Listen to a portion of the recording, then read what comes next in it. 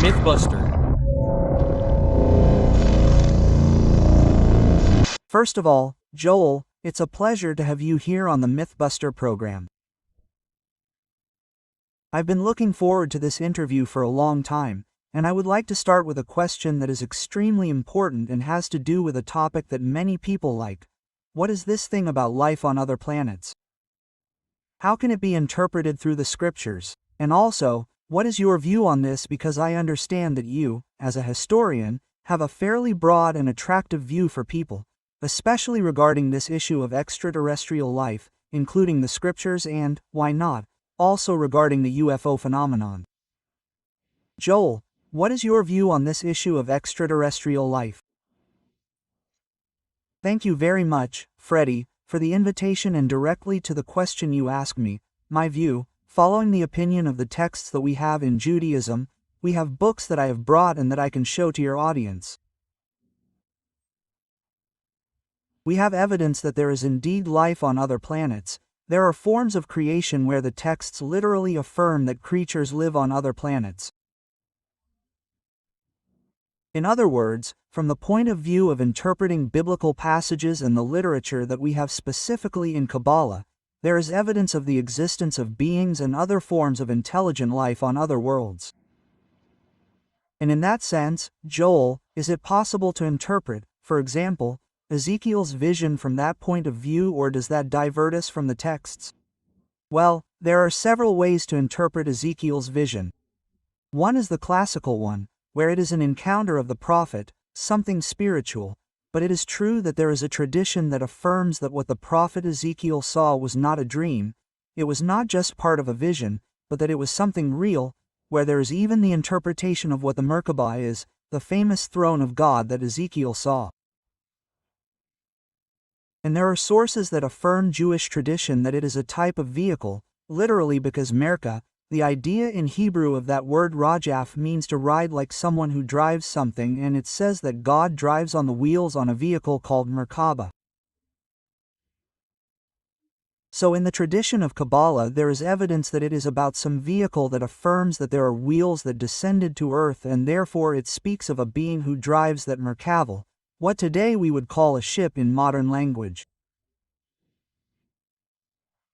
I find it frankly fascinating to hear these types of interpretations, because although it is true, one can go back in time and refer to the texts of, well, Zachariah Shin, for example, of Robert Cheru, or of Eric von Aniken himself. In some way, this topic has been touched on, but seeing it from your perspective, let's say, is something that really tends, I don't know if at first glance, to confirm or complement all this, let's say, all this information, all this teaching that there is. Look, there's a book called The Inner Dimension by Rabbi and Kabbalist Ari Kaplan, and he has a chapter where he specifically explains the vision of the prophet Ezekiel. And in that chapter he analyzes what I just explained, where he describes in great detail about that vehicle. He calls it a vehicle, the Merkab, where he says that God flies and says that he moves throughout the universe. Oh.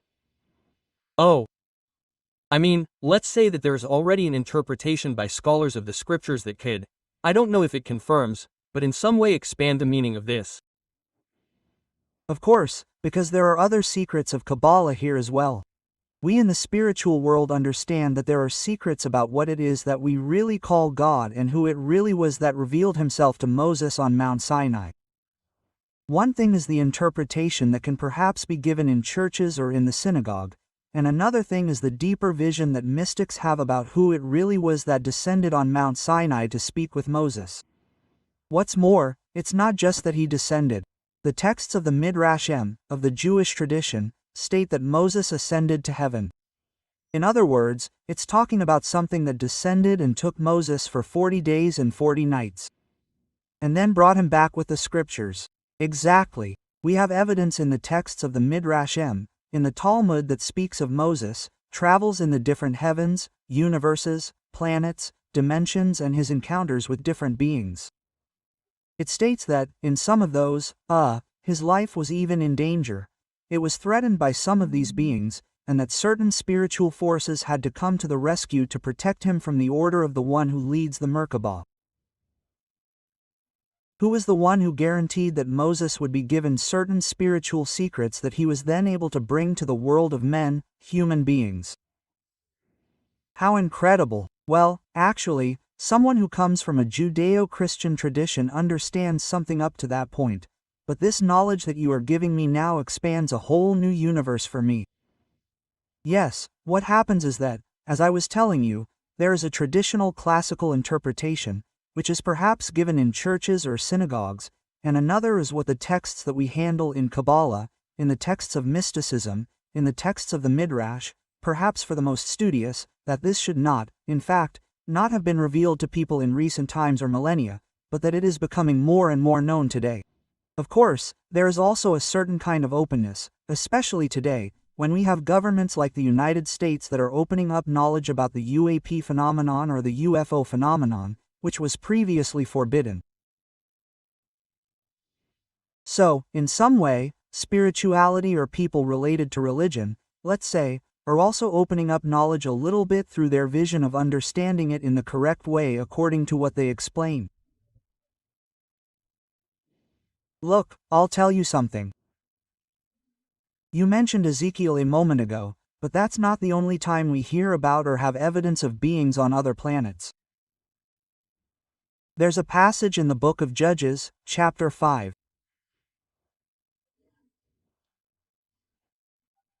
Where a song or poem by a prophetess named Deborah is narrated, where the verse says, "Cursed be Mers and cursed be his people because they did not come to help Israel in the battle."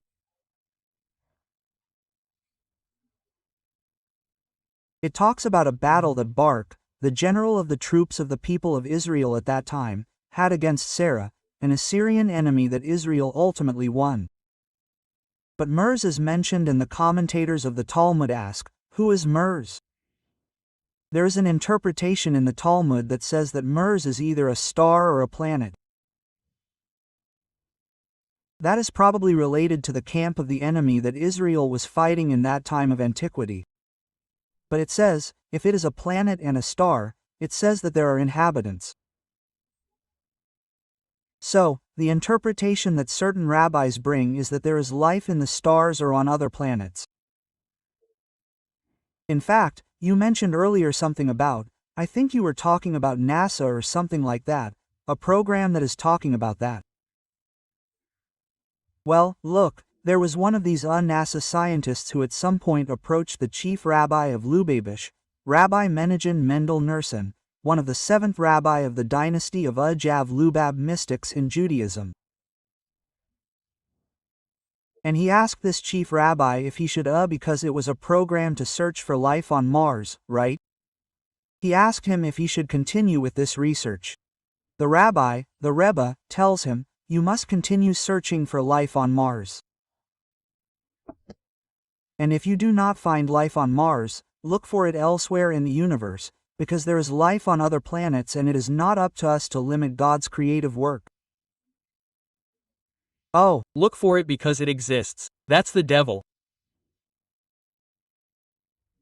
What a terrible thing to hear, because sometimes one thinks that religions in particular are closed-minded about this subject and that they concentrate all of Scripture in an interpretation that only addresses what happens on earth. But this clearly indicates to me that for millennia there has been contact with other civilizations, not only positive but also negative. Absolutely. I was saying that I brought with me, I don't know if you want me to show it, a book. Of course. Look, I have 2 books here. Let's show them here. This book that you see here.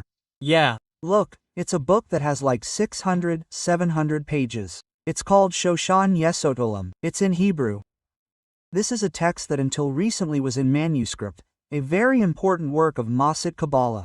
This text contains topics of Kabbalah practice, invocation of angels, spells, exorcisms, all of that stuff written by a rabbi in the 15th century, Rabbi Joseph Turson.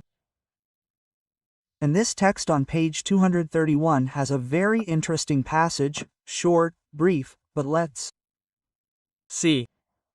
If you want I can read it to you directly from the Hebrew and translate it. Of course. The text says, and this is the point, that there is a place that it says is below heaven called Valon. Valon, for us in Judaism there are different levels of heaven, just as there are different levels of earth. And it says that behind or below that heaven or that dimension called Valon it says Batacho Makam, and below that there is a place. Behind that there is a place called Teli. And now listen to what it says. How interesting. Odaso Damat Levin Adam. And in that place there are creatures similar to men, Levin a lady, human beings. Oh. And it continues saying, Batat says burned Malashe, and says that they conduct themselves with purity and that they are also separated as if they were similar to angels. They are not angels, it says that they are similar to us human beings, but of a very great level of holiness and purity. And the interesting thing is what comes next. Basat, and the secret says that God is with them, it is revealed to them. It says that from other worlds superior to those beings there are other beings who reveal secrets to them. In other words, God, the text says, reveals secrets to these beings, and it says Adam, and they have permission to reveal secrets to other human beings. It says Asherashim Japhetbo, from among those that God desires. In other words, there are selected, chosen human beings, to whom the text says that God gives permission to these humanoid beings similar to us so that they can reveal secrets to us, but to chosen, special human beings, not to everyone.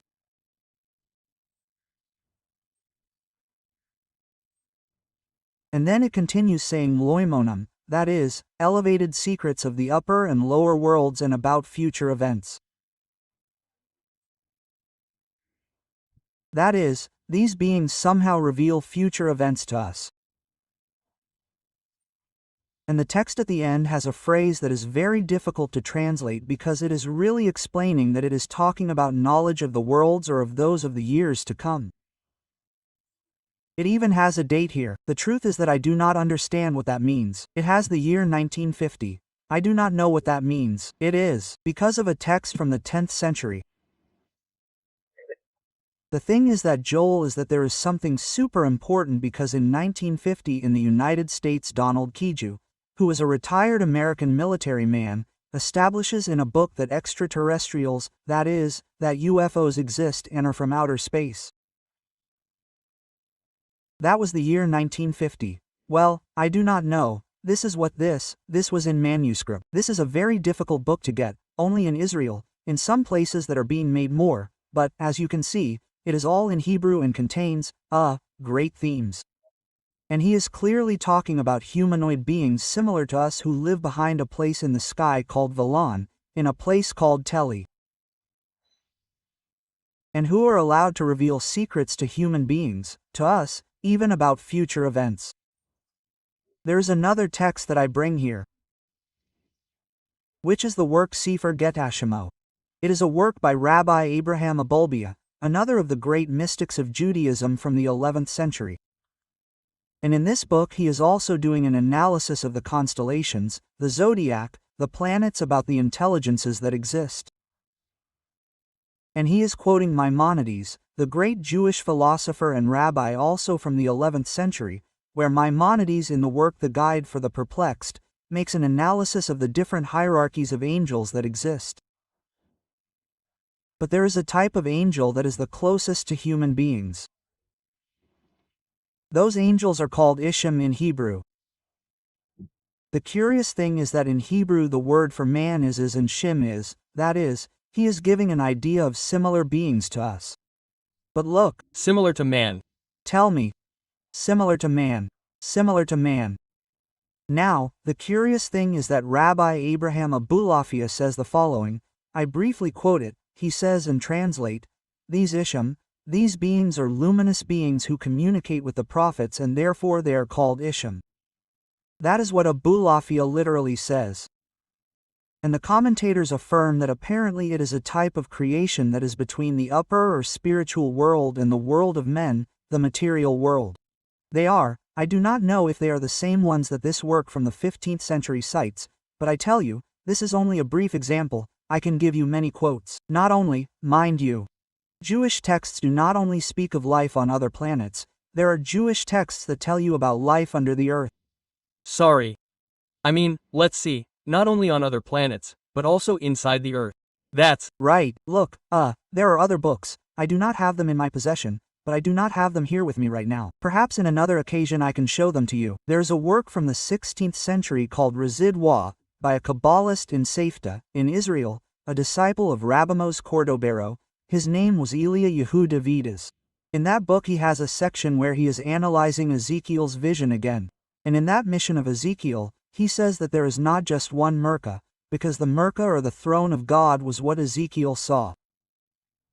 And that rabbi says, there is not just one Merkah, there are many Merkio, hundreds of thousands of ships or vehicles that are moving throughout all the worlds and universes. And he says, quoting the Zohar, which you know the Zohar is a text that appeared in Spain in the 11th century, but Jewish tradition claims that it dates back to the end of the 1st century, okay?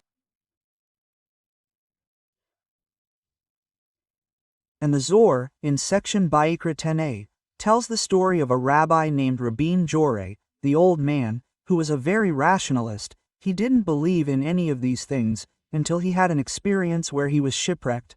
The ship he was on sank, and he says that he went down to the depths of the sea and kept going down and reached a place under the sea where he met some tiny beings who were also very holy, who were like praying, like making certain prayers.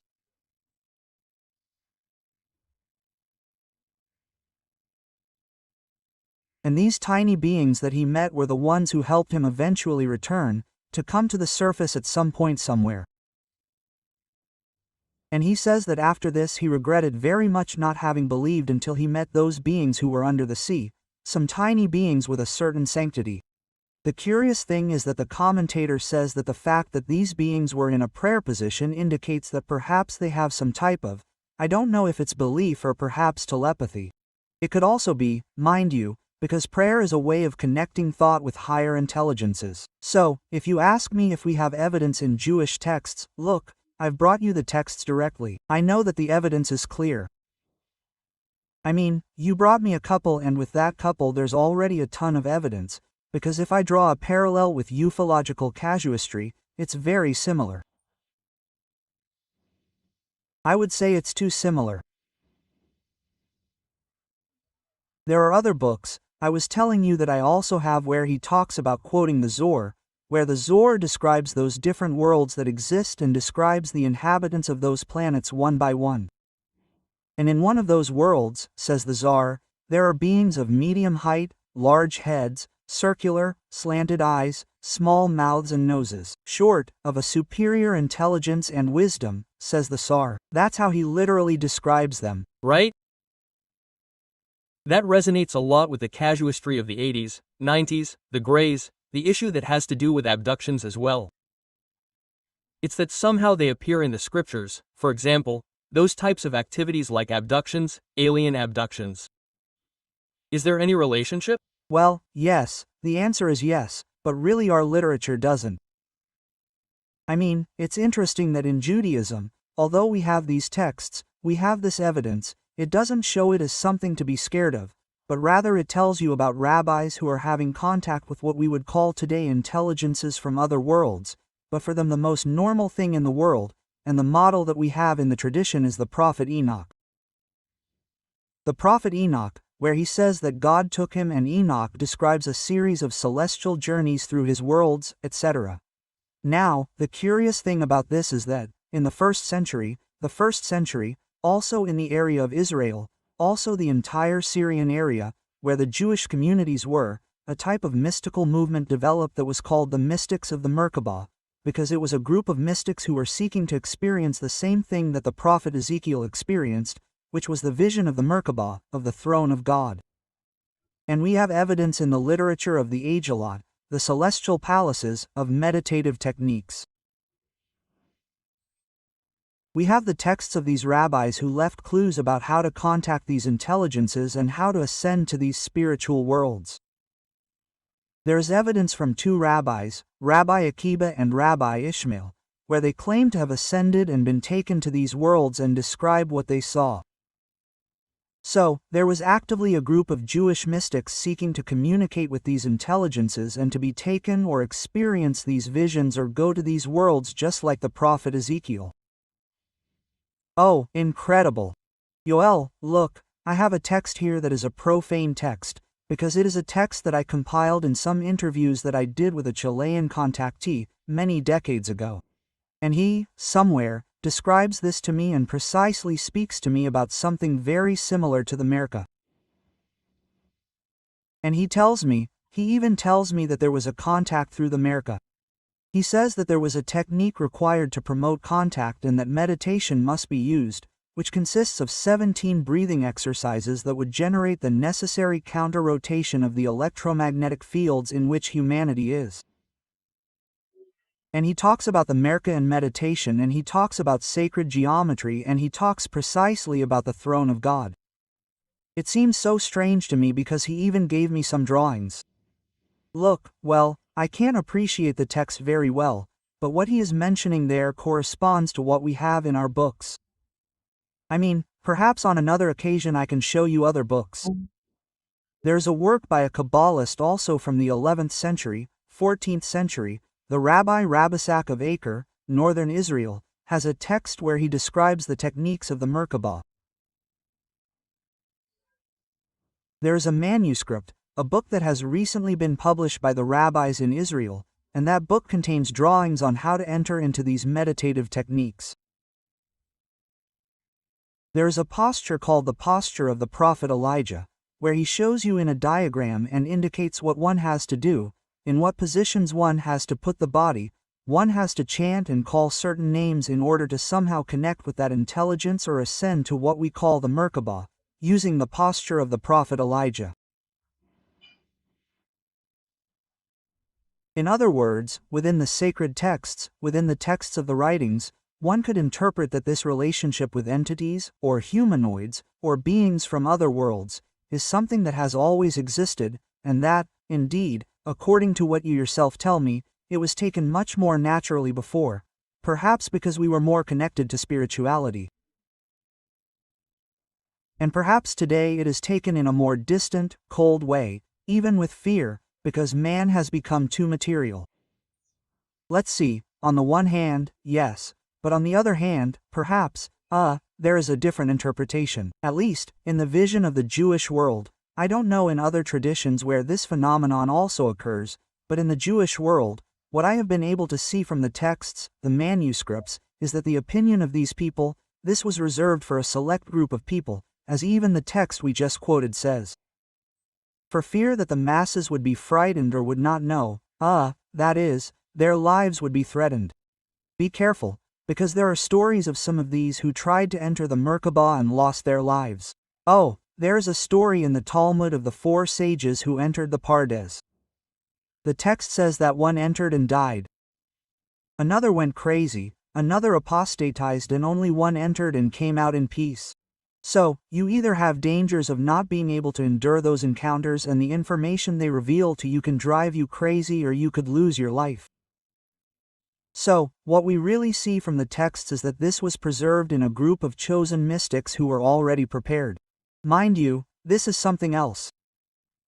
There were schools in ancient times to prepare people to enter this state that we would call the prophetic state, which is how the texts analyze it. So, perhaps they did it as a way of protecting the people. Remember that when the vision of Mount Sinai, God speaks only 2 words and the people tell him, "Enough, we cannot stand this. We can't let Moses be the one to interact with it." The people were scared. And the Midrashic tradition says that literally the souls of the people left their bodies when they heard the voice of God, the lightning, the fire that came down on that mountain. So, you realize that the masses were not prepared for this type of contact, and there were people assigned and who were then prepared, in this case Moses, but who were then prepared because there were schools of prophets or contactees, as we would call them today. It must be so powerful. I imagine it, and the situation must be so powerful, the circumstance of, let's put ourselves in the context of hearing the voice of God, that it must be something that shakes you deeply to the last cell of your body.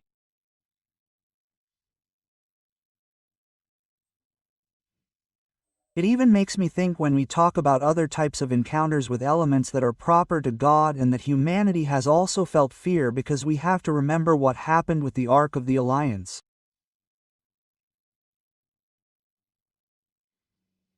Look, I'm going to reveal a secret to you. I don't know how the audience that's going to watch us will react, but I think We'll see. Many people know this, perhaps it's becoming more widely known now, but I think it's time for people to learn about certain things because it's in the texts. I'm not making anything up, it's in all the texts of the Jewish tradition. You talk about an encounter with God, and I was telling you about the famous encounter on Mount Sinai. In the most secret tradition of Kabbalah, when we talk about God, we know that the encounter Moses had on Mount Sinai was not with what we call God. The tradition of Kabbalah says that the one who revealed the Torah in the Bible, the prophetic text to Moses, was a spiritual being named Metatron. The tradition of Kabbalah says that it was Metatron. We call him an angel, an archangel, a very great spiritual being who was the one who revealed secrets, the Torah to Moses on Mount Sinai. And in fact, the Rabbi Abraham Abulafia's Kabbalah is based on coming into contact with Metatron. And there he even narrates encounters, visions that he has with this being, because there are also different forms of spiritual communication.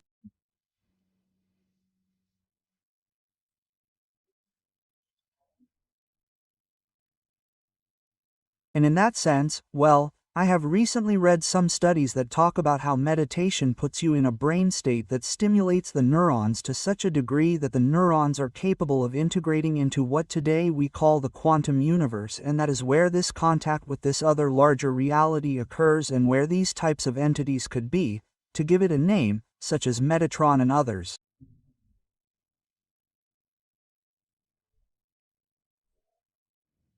Of course, there is also a secret here.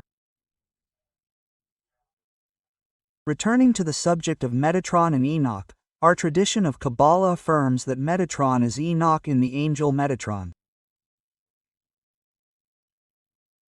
And there is a greater secret. There is a book called, it is an ancient manuscript from the 10th century, perhaps the 11th century, it is called the Alphabet of Rabbi Akiba or Teodel Rabbi Akiba, where he describes with luxury of detail how the abduction, what we would call abduction today, of Enoch to heaven, and how he was transformed, how his body was given a different form until he reached the level that we call Metatron. And the aspiration of the mystics in Kabbalah is to reach that type of contact with the Merkabah, to reach that level. And the Jewish mystics say, the human being in the future is destined to transform into a spiritual being at the same level as Metatron. All human beings. Or, actually, this and I.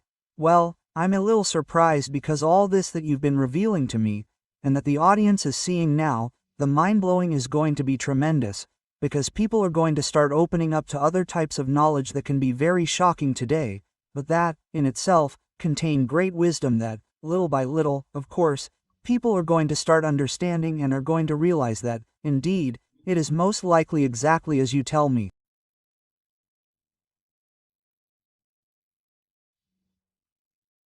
Well, as I was saying, what I'm bringing is directly from the texts of the Hebrew manuscripts.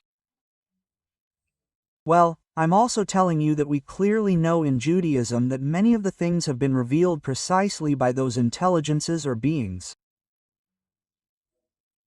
We also know that Judaism has been the recipient of a much older tradition, because we have the biblical stories that come from Samaria. I don't know if you knew this, there is a connection there. And if you look at the Sumerian reliefs, I remember last summer I was recently in Germany, in Berlin, and I was in a museum. In Berlin, where there is one of these reliefs that was brought from Iraq, Mesopotamia, a Sumerian relief where you can see the figure of a man and behind him there is a copy exactly like him, but he has wings, a winged being.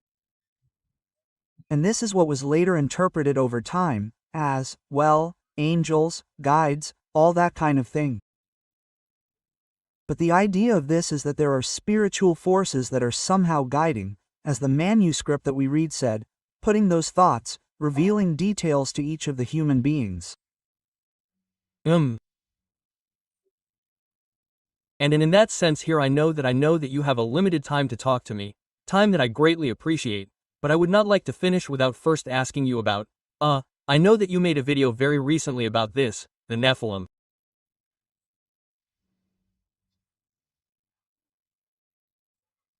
Yes, well, that is also evidence that we have in the texts that affirm that these beings came down to earth.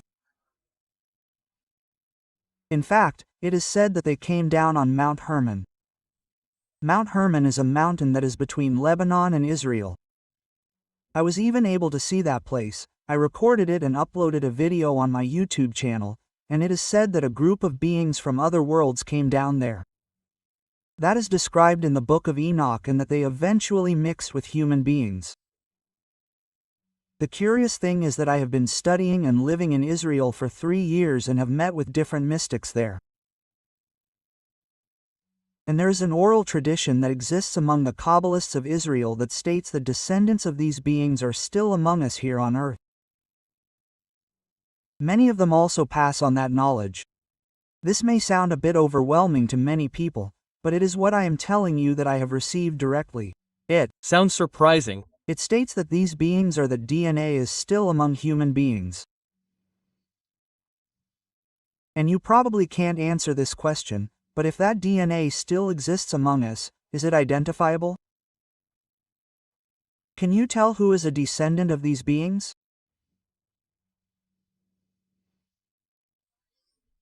I couldn't say that, but there are very curious things that happen in Israel. Oh, I'm getting you into trouble, sorry. No, let's see. What I know is that there are groups of mystics who jealously guard certain traditions, certain secrets, and it's not like they've revealed everything to me, right? But I have received certain knowledge orally from certain Kabbalists in Israel who have told me that that DNA still exists. There are people among human beings with that DNA, because, look, the famous Nephilim and the famous giants were not destroyed in the flood. Biblical tradition states in the Midrash, again, the texts of the Midrash are a tradition of texts that were compiled later, that is, not everything is only in the Bible. The people of Israel compiled and wrote many books. People don't know this. The Jewish world is very rich in literature, like those who received a tradition, but who in addition to that sacred text have written many texts because they lived, were eyewitnesses of these things and wrote them down. And the texts of the Midrash say that there were giants who were engendered who survived the flood. We even find them later in the story. If we go to the book of Kings and the Chronicles, it clearly speaks of King David and the men, David's soldiers, facing giants in the biblical passage.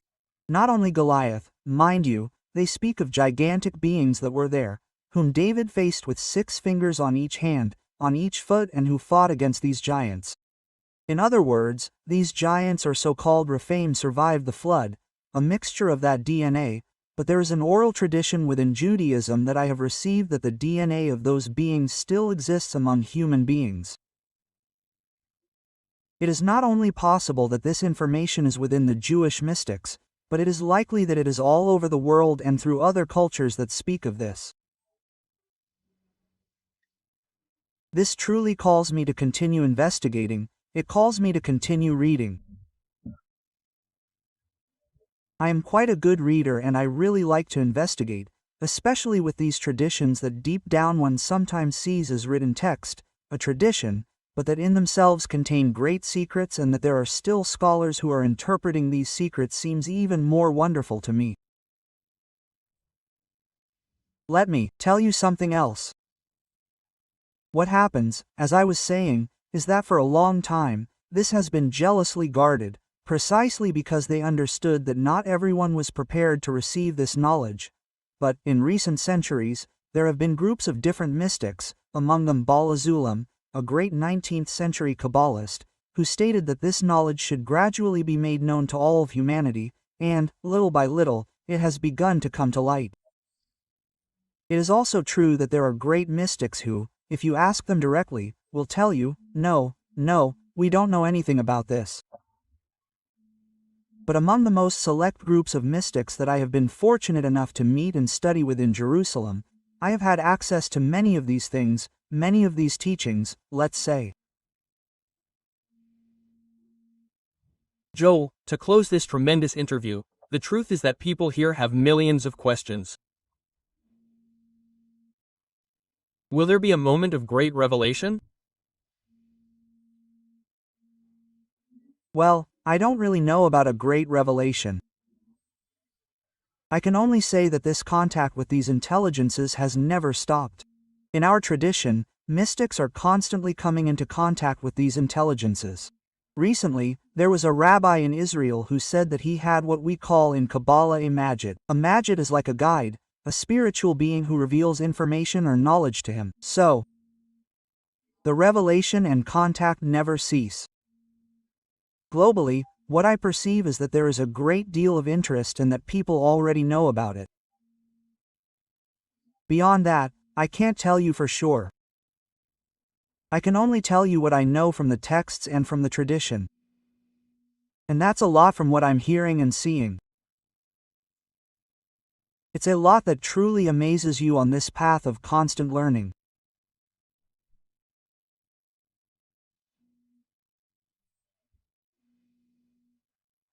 I have always said that I am a student of life, and listening to you with these teachings, and with what you have shown me from the texts, and that knowledge that has gradually opened up to the world, makes it very clear to me that the world is not just what we see, but that the world has layers and layers and layers of knowledge that are somehow opening up to the average person, to the one who is there, and that they must also open up to the fact that there is a reality that is not available 247, and that, deep down, one can access it simply by referring to the scriptures, also or not.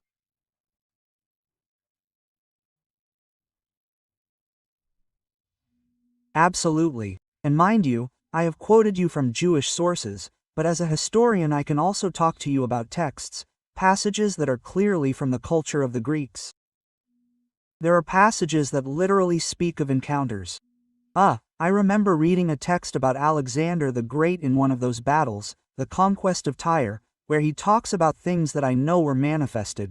The Jewish historian Flavius Josephus himself, in his work The History of the Jews, says, Flavius Josephus, that when the temple was being, the Romans destroyed the temple in the year 70, voices were heard in Jerusalem and the noise of carriages and a voice that was heard saying, "We are leaving here, pack up and go to another place." It clearly says so written, and in fact I tell you, it is written by Flavius Josephus, the Jewish historian of the 1st century. Sure. A noise in the sky, as he describes carriages as for us there would be like ships or like something that is heard above, and a voice that is me, that said, "We are leaving here," and something that I know like a great sound marching.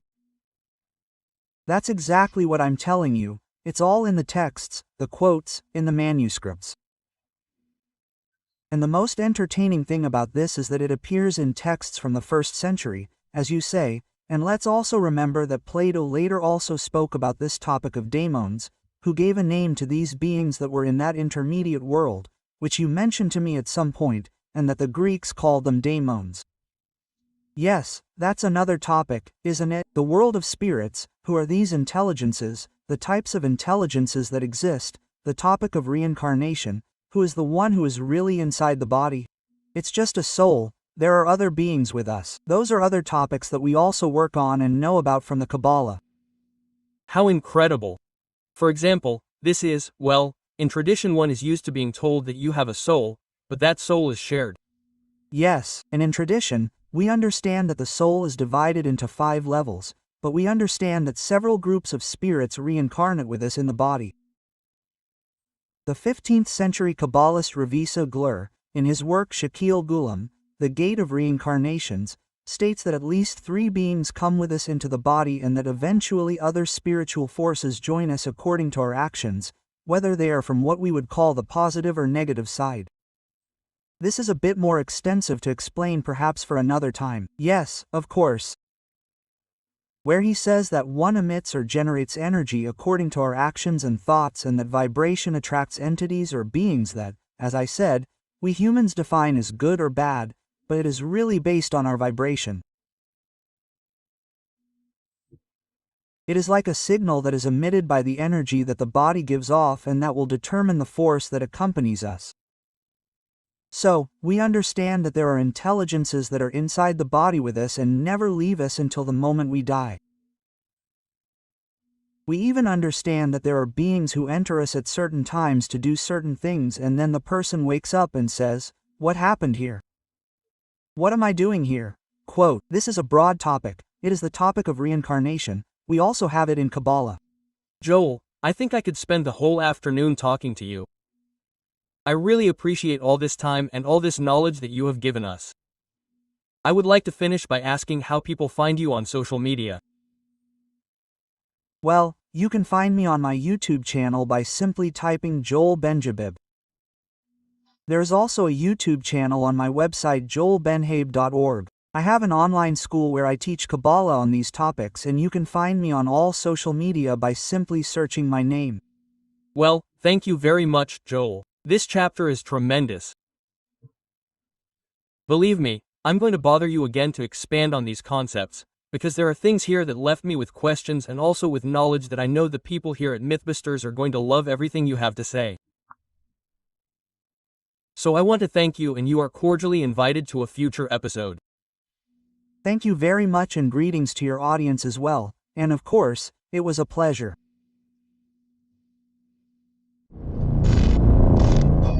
Mythbusters.